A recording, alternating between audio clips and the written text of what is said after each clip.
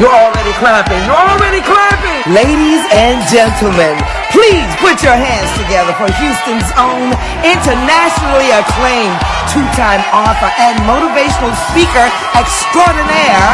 Give it up for the host of the Brandon Hope Show. It's Brandon Hope.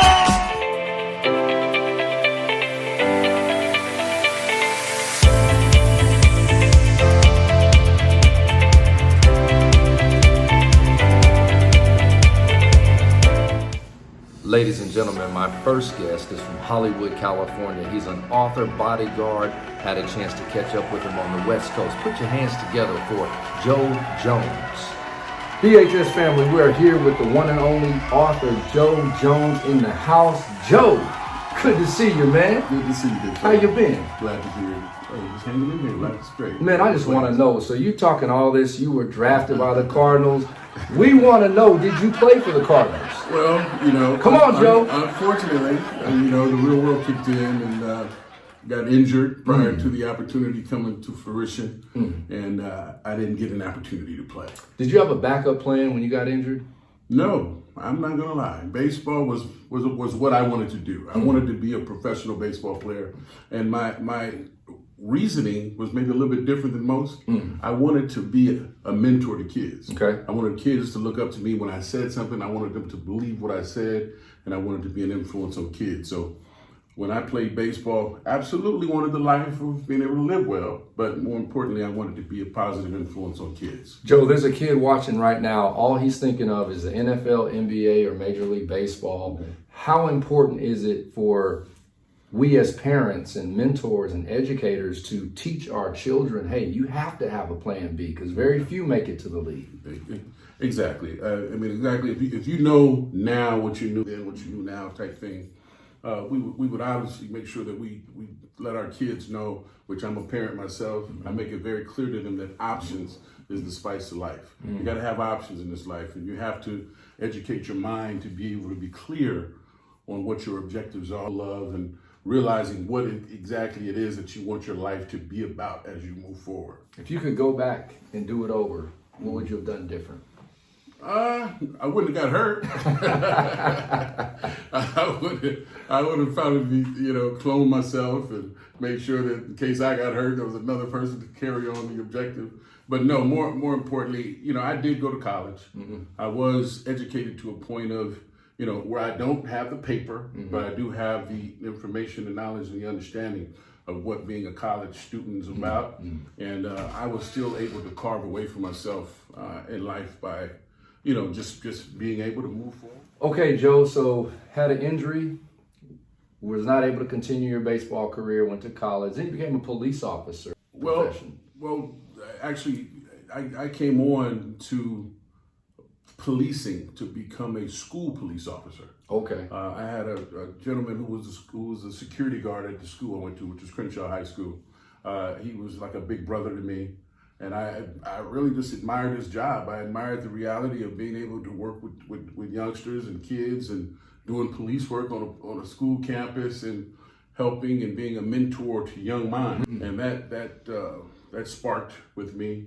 And then ultimately, it just came a situation where after getting hurt, I wanted a career that, for one, I was local. I was doing construction work, and that would have caused me to be all over the United States practically. And I wanted a job where I could stay local and be around family and friends and that type of thing. And I remembered Adam 12 and Dragnet and Starsky and Hutch and stuff. So I honestly had always had a slight infatuation, but I didn't really know what was coming. And also, you were a bodyguard to some of the biggest in the industry. Who were Jay-Z, Damon Dash, Johnny Depp, Magic Johnson. Man, what was that experience like? Well, it was a byproduct of having the police experience. I was able to carry a gun. I was able to protect people and be thrusted in that arena. And yes, it was a lot of fun. I enjoyed protecting people. Any close calls? Would you take a bullet, Joe? Yes. Come on, Joe. I'm going to say that because I'm still in the profession. Yeah. I will. Of course, my clients are very much significant to me. I hold it dear to make sure that whoever it is that I'm protecting is well taken care of.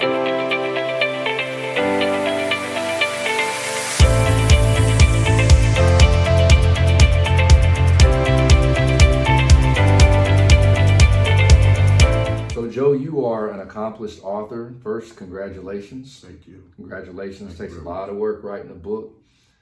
The book is called The Tragic Life of a Black LA Cop, Truth for Change, Riots, Injustice, Perez, Reform, PTSD. Well, being honest with you, the book was something that I was going to do 20 years ago. And honestly, during that time, the climate was just not kosher for me, one, to do it because of the emotions attached to writing the well. It just wasn't a good climate to write a book, kind of speaking on matters and issues as it pertained to the police. Just wasn't comfortable doing it. And I psychologically, being honest with you, was not at a place where the pain was still so deep inside me that I could not. You had to heal first. I couldn't write it. I couldn't write it early. So, with all the circumstances that have transpired, the injustices and the deaths and, repeated issues, it just got to be a place where, I was able to get it out. Will it ever stop?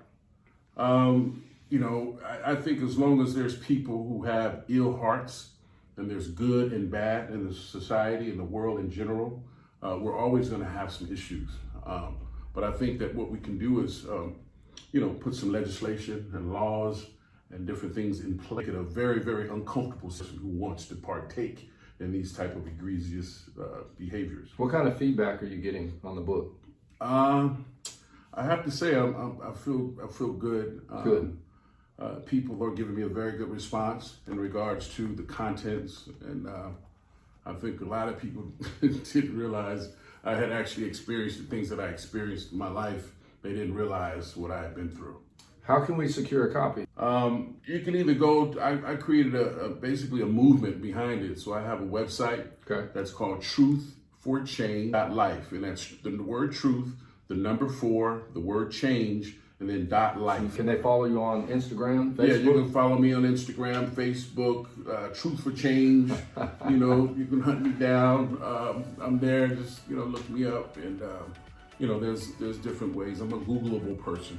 Hey everybody, this is author Joe Jones. Congratulations on your book. Joe, I was wondering, do you think I can get an autographed copy to take back home to Texas? Now, that wouldn't be a good look if I said no. Oh, right. So I'm not going to say no. Thank you, Joe. Thank you, Joe. Give me a pen. Here's a pen for you. And hey, if you want to get an autographed copy personally from Joe himself, make sure you look him up on social media. Go to all his social platforms. He'll send you a copy, and you will be changed after reading.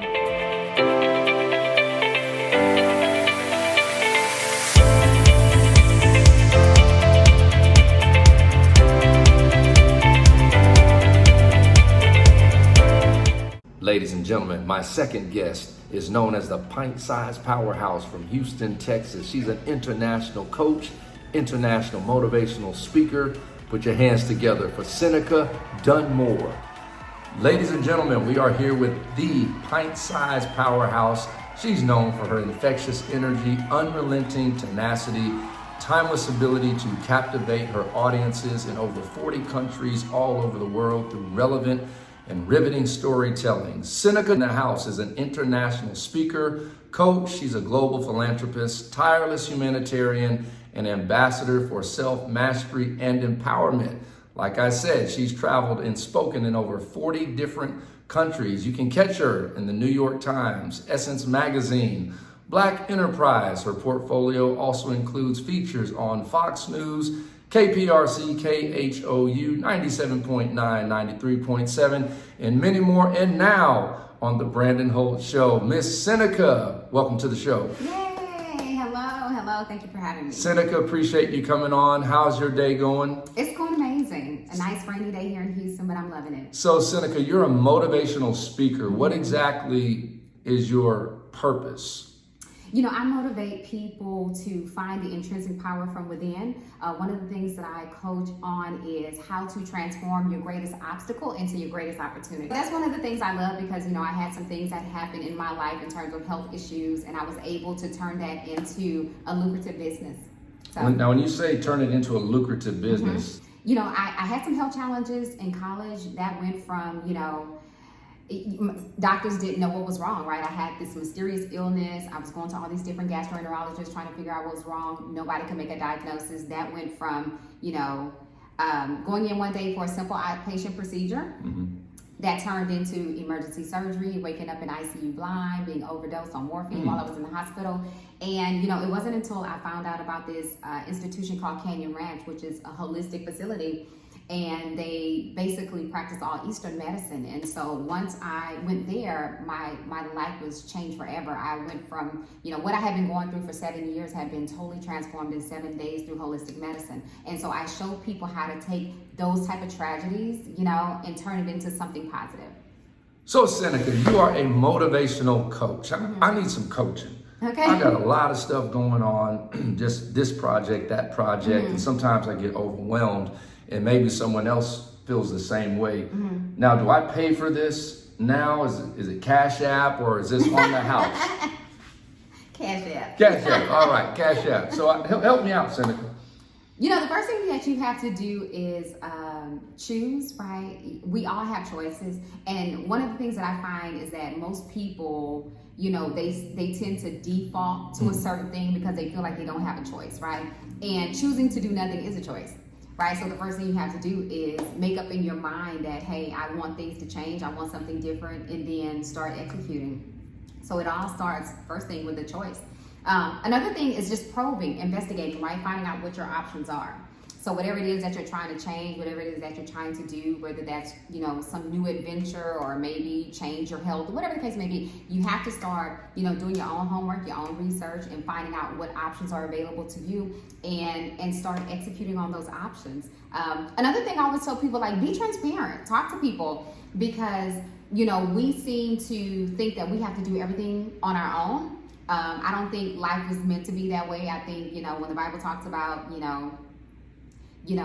basically partnership, right? You need partnership. You need individuals to hold you accountable, to keep you on track. And it's easier not to go at things alone, right? Because a lot of people get discouraged. They grow weary because they're trying to do it all on their own. And we were never meant to carry it all by ourselves. So those are some of the 3 things I would definitely coach people on, that transparency, doing your homework, right? Because nobody's going to do that for you. And then just simply making a choice. Choose, right? And that really stands out to me. We make choices all day, every day, and every choice matters. Every choice. And so keep that in mind. Whenever you make a choice, every single thing you do has consequences. And I really like what you said, not only about making choices, but, just staying focused, reaching out, researching, trying to find solutions, is any way that you have to. Absolutely. Okay?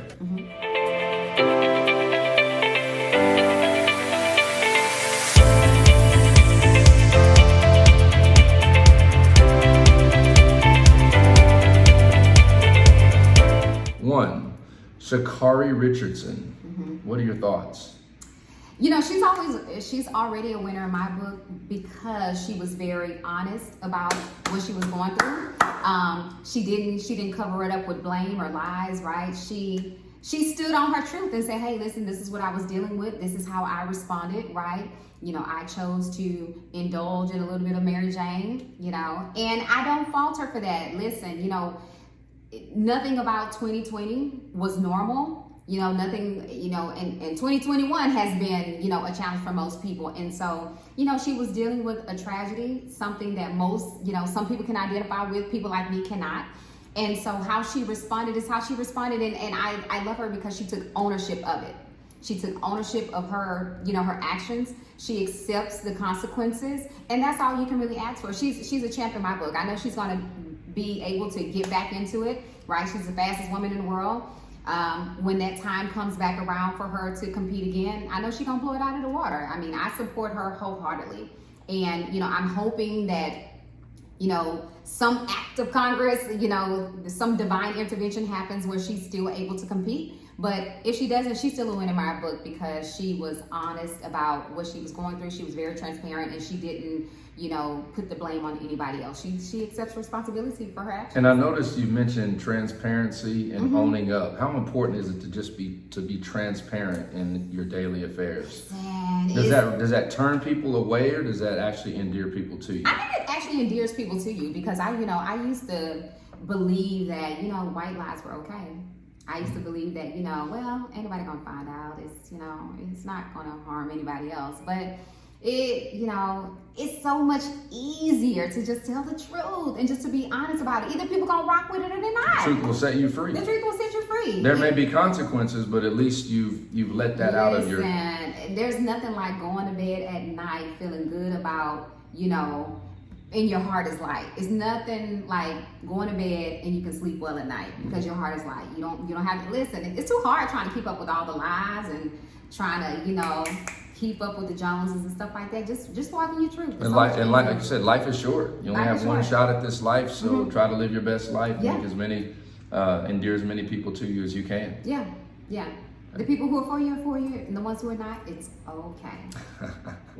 So Seneca, you've traveled into over 40 countries. That's amazing. Congratulations. Thank you. What is that experience like? How do people book you? Do you have security when you go through the airport? Do you have armed guards? Do you have limousines waiting for you when you get there? You're a celebrity. No, I don't have, armed guards because I carry my own. Only an armed vehicle. God, it's such a blessing to be able to travel the world, and generally people reach out to me. They find me through either social media, my website. Word of mouth is probably my biggest thing, so that's why I'm a huge advocate of just word of mouth and traditional forms of marketing. So I've always been an advocate of front of the plane, back of the car, right? I like to be chauffeured. I like to fly first class.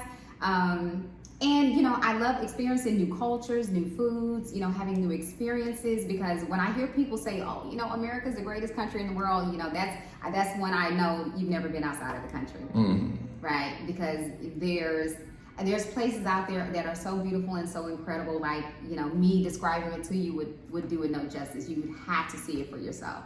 So yeah, I always encourage people, like, get outside of your comfort zone. There's a whole world out there that's waiting for you. And not only that, but I'm a huge advocate of LinkedIn. And so I always tell people, if you're in the United States, 70% of the individuals on LinkedIn are outside of the United States. So if you're not doing business outside of the country, you're leaving so much money on the table. And the only thing I like better than money is international money.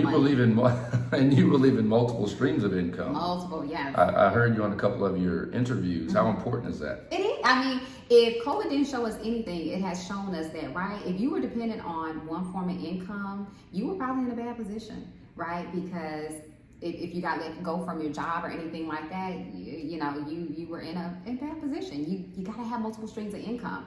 Multiple streams of income nowadays is not a luxury; it's a necessity. All right. Hey everybody, we are here with Seneca Dunmore in the house on the Brandon Hope Show. Thank you so much for coming on the show. Thank you. How can people follow you? I'm the easiest person to find on social media. I go by Seneca Dunmore on everything. Seneca, last name Dunmore, Dunmore. Call it out. Yeah. It's so easy to find. Look for the golden locks and my name across every platform. And they're real locks too. They're real, yeah. How long have you been growing your hair out? 12 years now. Wow, you're gonna keep growing it? Or? Yeah. I keep it cut like right at my waist. Oh, okay. That's enough hair.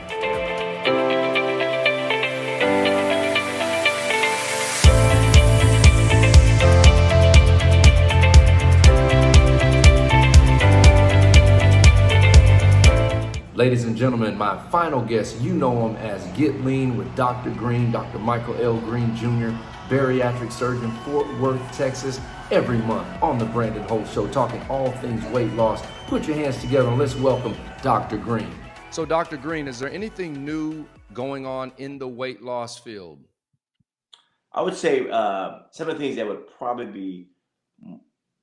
be in the medication standpoint. I mean, when you look at weight loss, weight loss is a spectrum.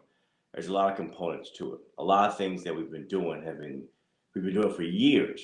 It's really the execution of the things we've been doing. Obviously, there are more medications that come out that try to fine tune the effects of weight loss. And so a lot of those studies will still be pending as far as long term success. And I think that's the biggest thing is, what are the things that are lasting, or is what the key component is versus what's new. So hey, we are here with Dr. Michael L. Green Jr. Get Lean with Dr. Green. So, Doc, the summertime is coming. What are your thoughts on the quick fix weight loss? You see a lot of teas out there, herbal shakes, different pills people are taking. And I remember when I was younger, years ago, I took a tea and I lost a lot of weight real quick. And it was something I had to stay on a plan once a month. And then once I stopped taking this tea, I gained the weight back at a quick rate. Right. And so I think anytime you do something for the moment, it's going to be just that moment. And I think if you're really trying to change your overall healthcare profile, it's truly a lifestyle change. And so you can't do a quick fix trying to get a long term goal. And what I correlate it to is think of this healthcare weight loss game as being a marathon and not a short sprint. Okay. You'll Okay. never begin to win that race, in that race, if you don't start that race. And it's not going to be that for 40. And so you have to understand that. And so I think those quick fads, or, if you're trying to get into a dress or a tuxedo for a wedding, it may get you there. However, to your point, Brandon, that the minute you stop counting those points and taking those special pills, potentially, and I would tell you overwhelmingly, 95% of individuals that go on those fads go back to at least their pre-diet weight, if not more weight. So, Dr. Green, what are some tips that you can give our audience on staying in shape? Everyone talks about, well, I couldn't go to the gym because of COVID, so I didn't work out. And I think that's the biggest mistake that we can make, because there are things that you can do in your home. Natural body weight in and of itself is a great way to work out. Hey, everybody, we are here with questions from our virtual studio audience all the way out of Houston, Texas. We have one viewer that wants to know, Dr. Green, how do you feel about juicing, in particular cold pressed juicing?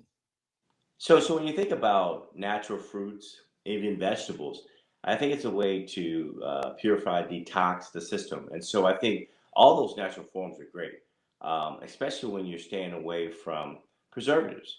And so if you're talking about fresh fruits and vegetables and you're doing your own juice, I think that's a great thing. I think can be definitely has a great nutrients and has great value. The biggest thing you have to be mindful, though, of fruits.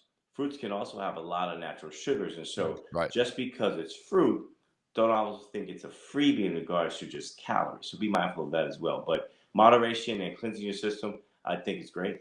So, Dr. Green, we have another question from a viewer. I did keto. I lost a lot of weight. And then when it came back, I had high cholesterol issues. So you have to look at the source of high cholesterol. Is it truly related to your diet, or is it a familial genetic component?